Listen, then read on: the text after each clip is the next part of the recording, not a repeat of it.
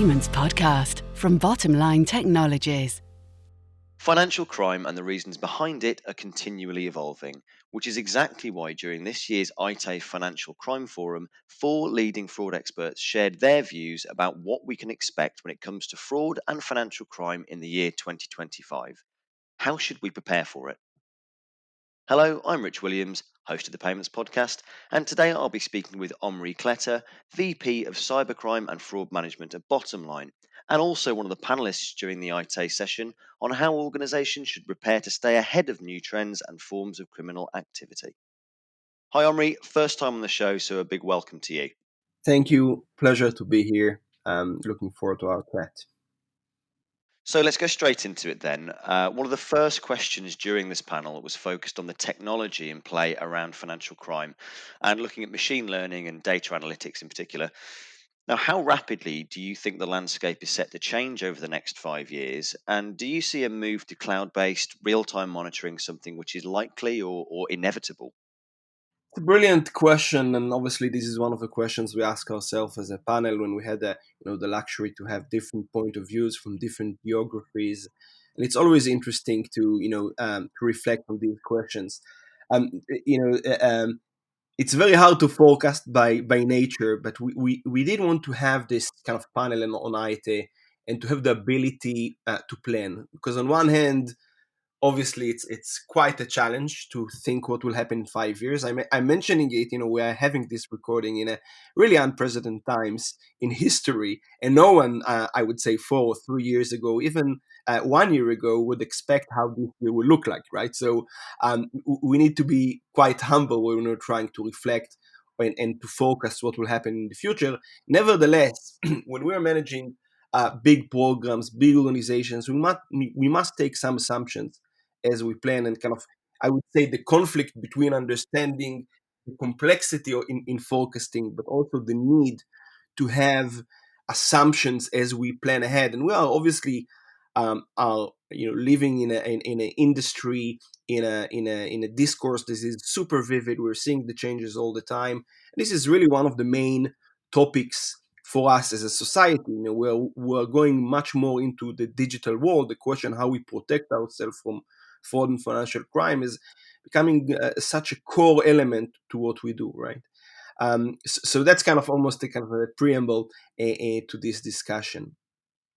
When we think about the next 5 years, and maybe just one comment around COVID, because obviously we don't want to make it a COVID discussion. One thing that we should remember, that what we've seen in the last 6-9 months is that processes that would have take 5-10 years to mature, right? Digitalization, the remote access, changes in how we operate. By the way, all the things that we're seeing now were forecasted to be as a slow process, but they were kind of condensed into few months. So I believe that if one thing that we can definitely predict, and it's obviously impact your question around financial crime and data and analytics, and how we kind of change, how the landscape will be changed, is the fact that we are predicting constant change in a much more rapid element, and that must be one of the fundamental concepts when we are designing the solutions. And so that's kind of, I would say, I would start from here. And when you think about kind of the changes, to your point, around the next 5 years in technology, before we dive into technology, I think, when we have, I must say, we in Bottomline, we have a unique point of view, not only because what we do, but also because where we sit. We sit in different junctions in what I would call business payment life cycle, and it allows us to see some unique activities. And hence, before I kind of touch the question of the specific changes, I want to highlight three main things that are changing in parallel. And these are the main drivers to the changes in technology which you are asking for.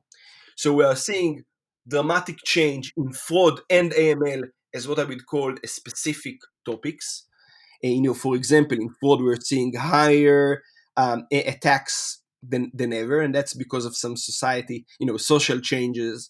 And we're seeing higher fines in AML, where we just saw in the news few elements on how the AML topic is bubbling and taking, I would say, top headlines in our environments.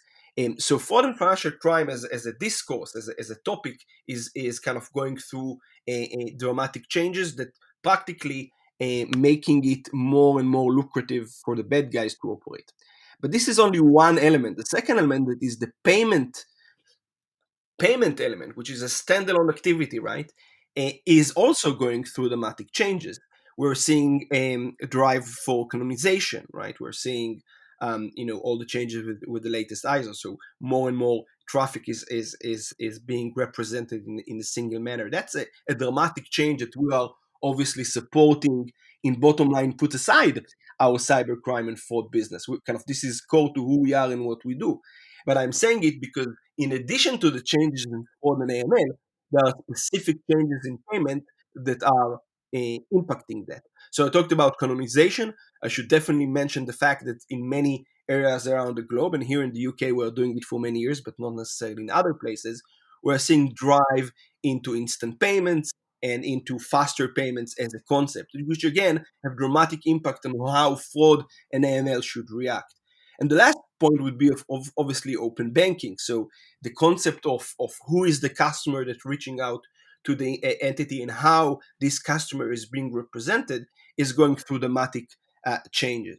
So we talked about the changes in fraud and AML as a standalone activity. We talked about the changes in payment as, if you like, the ecosystem where fraud and financial crime takes place.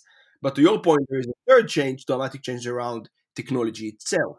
So the move into the cloud, the availability of data science as a main practice. By the way, 5 years ago, if I would ask you, Richard, do you have data scientists in your organization? You would ask me, what is it? Who is a data scientist, right? So we're seeing a new paradigm around data, around analytics, and everything available through the cloud. So these are the three kind of forces the changes how we think about the changes in fraud and financial crime in the next 5 years. If you ask me what are the key things we'll see that changing in the technology, and that was part of the question that started the Aite panel, I'm expecting changes in three main things. One is around data. So far, data for fraud and financial crime is still too much structured, still too much time and effort for organizations. It's being invested in making the data available. I believe that we'll see a dramatic change over there. I can tell you that here in bottom line, we are investing a lot in making data much more accessible, much more easy to consume. And I would introduce here the concept of consumability. So data is one thing. Analytics. We talked about data science. One thing that I'm expecting to see in the coming years, the technologies and focus around self-development and machine learning that was mainly being experimental in the tier one banks will become much more available, much more common across the industry, tier 2, 3, 4, and corporates. And that will be a dramatic change. The idea to combine both a artificial intelligence with expert features and history. So that would be a second thing. And the third element will be around investigation, and we'll talk about it later when I kind of during the discussion. This is again an area that I'm expecting to see going through disruption and dramatic change. So data analytics, investigation. I gave a few examples where I believe, to your question, areas will see changes in the coming 5 years. Thanks, Omri. A very comprehensive start to the podcast there, and I think to your point there about bottom line being uniquely positioned, we've mentioned this on the podcast before several times. Is that we look at people, process, and technology, and I suppose data fits in there nicely as well. Now we'll come on to some of these topics again later in more detail, particularly around anti-money laundering. But for the second question I have for you, now the other panelists were asked whether they think it's evolutionary or revolutionary change which is required within financial institutions to react to this changing payments landscape or financial fraud and crime landscape. Now, what's your specific take on that? It's a very it's a very good question, and I think it's a good question also because it helps us to think what is the magnitude of change we need to embrace, right? So if you think about, and that's generally when we think about organizations. When we think about evolution, we think about, okay, this is like almost BAU type with in line with the growth that we're expecting to do. It's like let's upgrade some of the processes. Let's maybe invest more in increasing the relevant teams, and that's fine. So it would be an example for something that is more or less working.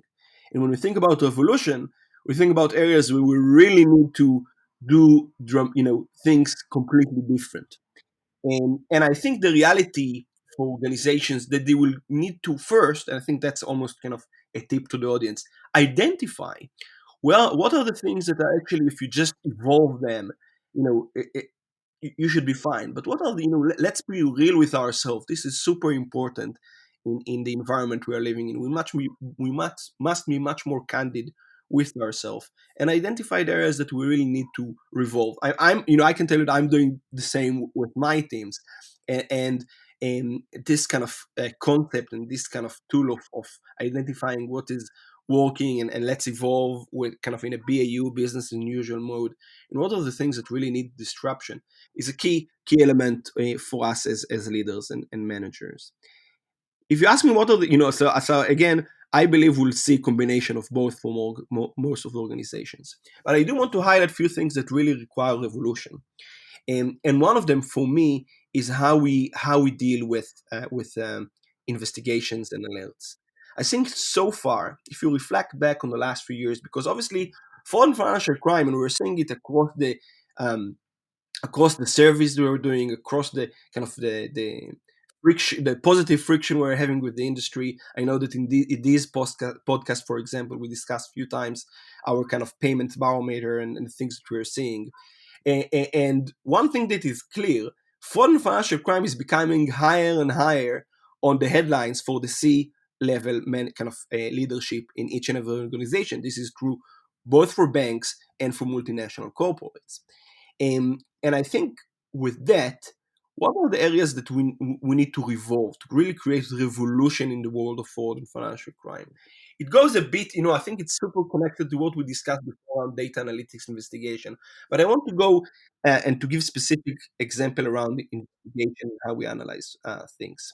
So far, the way most organizations deal with the increase in data or the increase in traffic, right? People create, think about us as each and every person, even the two of us, Richard, right? We create more signals. Even this call, it creates like more and more signals, and it'll be recorded and we'll have more and more metadata related to that.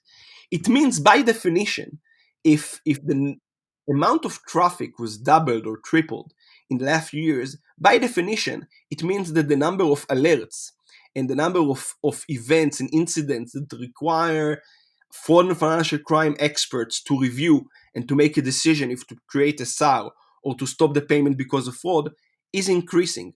And so far, the way organizations deal with it is to throw more people into the flow.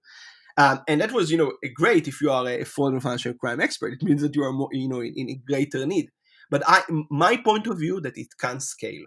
I think organizations won't be able just to throw more people into the fraud operation floor or for the AML compliance investigation team, and we'll need to do something different here. I can tell you exactly that we are heavily investing in making an 8-minute investigation into 3-minute investigation, and you can do it only if you are doing a dramatic revolution in how you deal with this kind of investigation task. You need to bring much more automation into the process, much more visualization into the process. Again, we're in a unique point of view where we are sitting in a good place between being kind of data hub and sitting just before the payment leaves the organization, which allows us to really understand how to build this process properly. But I do want to highlight that the industry must go through a revolution in the way it deals with alerts and with incidents. And I think so far the industry just threw more people into the pile.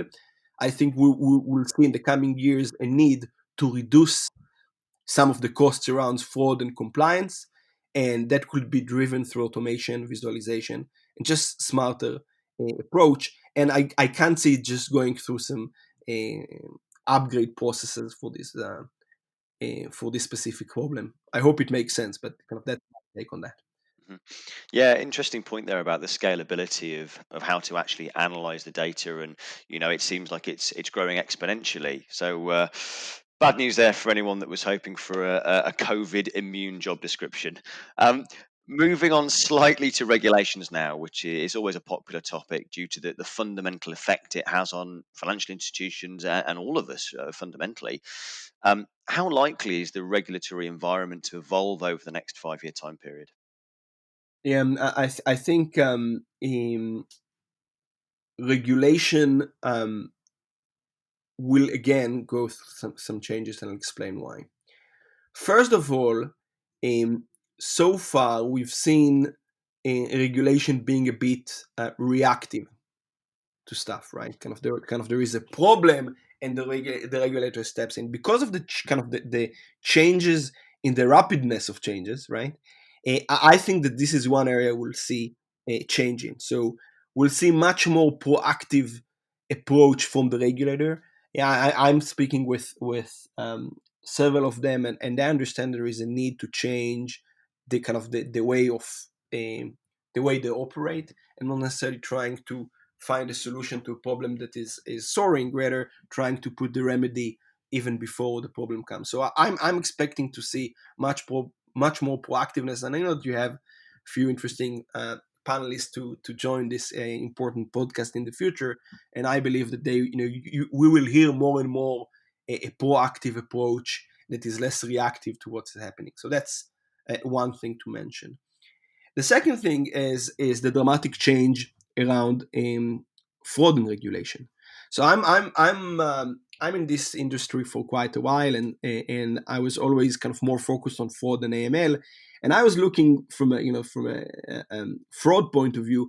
To be honest, quite sometimes jealous with the AML guys, because it was very easy to convince the board or the execs to invest in AML, because AML used to be a regulatory driven business, where fraud was more like a P&L, how much we're losing currently, and it's our own decision how to react and how to deal with fraud.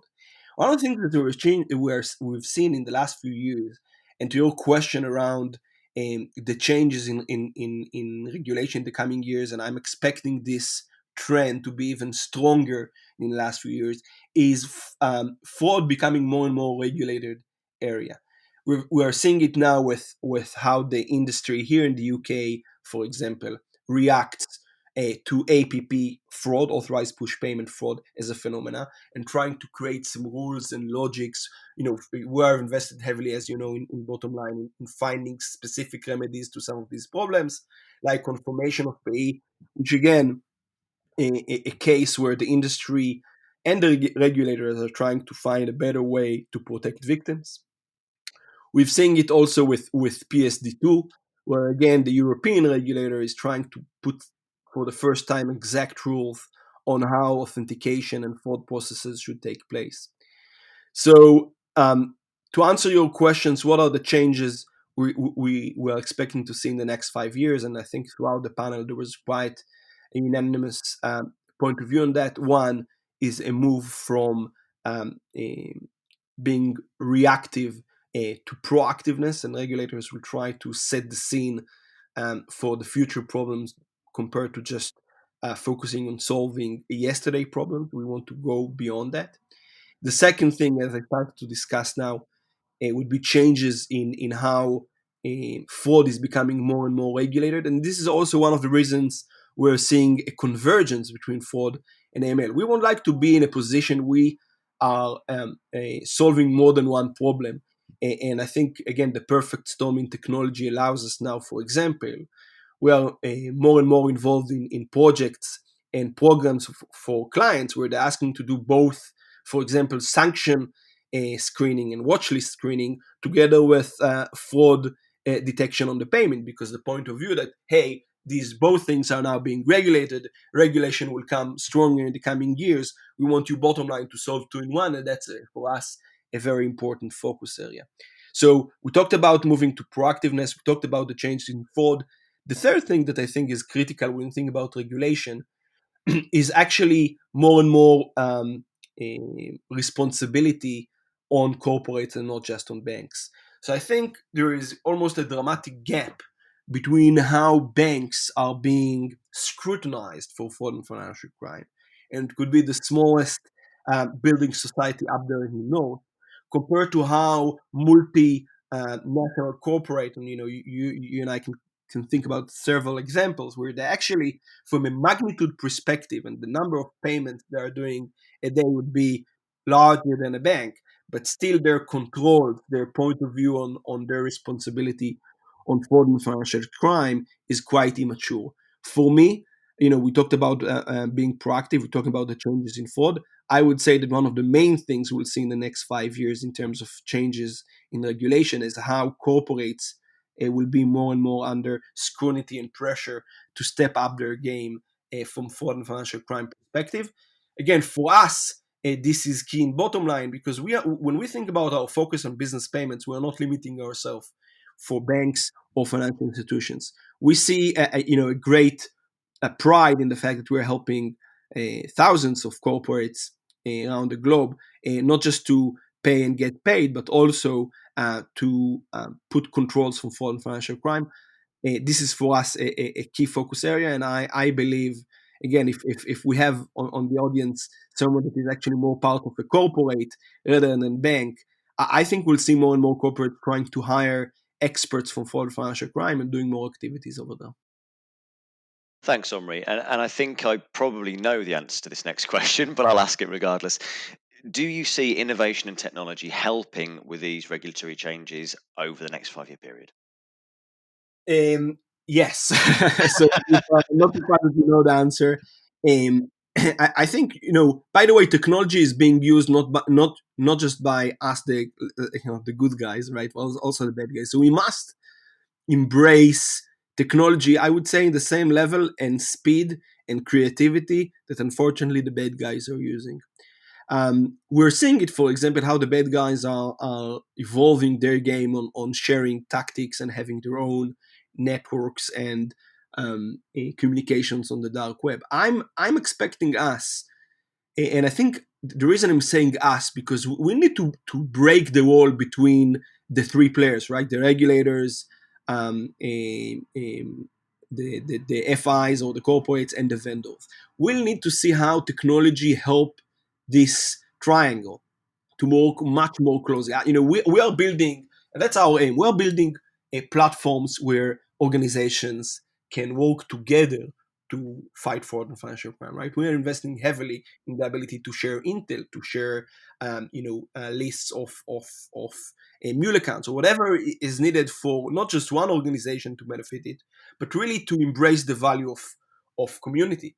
And there is a strong connection between the value of community and the fact that the technology of 2020 and 2025 enable us to do it, right? Mainly with cloud and the ability to share data, and to store data with big data capabilities and run analytics much faster. So the technology is going hand by hand with what is needed, and what I'm expecting us to see, in the next 5 years. So as I mentioned before, we have strong platforms where we're allowing um, corporates or banks to fight together for the financial crime. So, Omri, let's bring this podcast to a close now, if I may, and look at our final question. Now, there's a lot of talk about real time monitoring of money laundering and fraud in the industry and the challenges that that presents. In fact, you mentioned it earlier on in the conversation. Now, what do you think this could look like in 2025? So I think the question of how to deal with real time, so far the focus was not on fraud and financial crime, and I think this question is so perfectly in place to kind of end our discussion with, because I think it's a good time to think what are the implications of fraud and financial crime around real time, and I go beyond obviously what is being done in the UK for several years. I think about APP, again, authorized push payment, as a problem that, by the way, holds both fraud and financial crime. Because if we are talking about the fraud element of obviously victims that are losing their entire savings because they authorize the payment as part of an investment scheme, or investment scam, I should say, we will see more and more problems that um, must, we must put controls around them. I'll give you an example: mule accounts, which is again a flip side of APP fraud, because APP fraud payment will land somewhere on a mule account. Should we think what are the real-time controls we want to do from an AML perspective? So far, AML was always a story of T+1. I'm talking mainly about transaction monitoring. Obviously, with sanctions and with real-time payments fraud, these things are implying that real-time elements on foreign financial crime should be increased. So I think there are specific, to highlight the specific problems that will require real-time solutions. Mule accounts would be a good example. Account opening and applications. This is one of the main changes, I would say, in the digital world.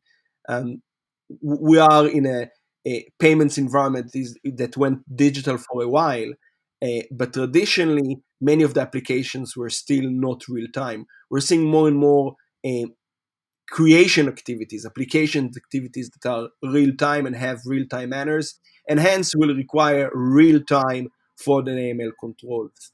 And the good news is that from a technology perspective, we are in a much stronger position to do it. We go higher on the transaction per second we can consume, we can store more data, we can use more advanced analytics, we can make the process go live much faster. We are aiming to allow organizations to go live with fraud and financial crime solutions within weeks. And it used to be like future science to think that organizations can have a proper fraud controls within weeks since they kind of onboard the solution. So I think the question is super valid. I don't think I think it's almost a good invitation for another podcast for us to discuss what are the full implications of real time. I gave two specific examples: mule accounts and account opening and application that I believe will require changes in how fraud and financial crime think about real time. And no question about it. In 2025, the community will be less forgiving for not providing real-time remedies to real-time problems. This is high on our investment teams. I believe this is high on investment team of each and every organization. And I'm looking forward to see us more and more interacting with the industry on this specific point. Omri, thanks so much for your insights and your time on today's podcast, and I hope you'll join us again sometime in the near future. Same here. I really enjoyed the conversation. I'm looking forward to have more like that. Financial crime is always a topic we like to discuss on our channel, not only because it constantly changes and issues interesting debate, but it's also a topic that organizations need to be extremely mindful of. This has been a really good look into how innovation and new technologies can impact organizations over the next 5 years when staying ahead of new trends and forms of criminal activity. Unfortunately, that is all we have time for today, but as usual, you can listen to more episodes on all things payments at the touch of a button using your preferred provider, and we'll see you all next time.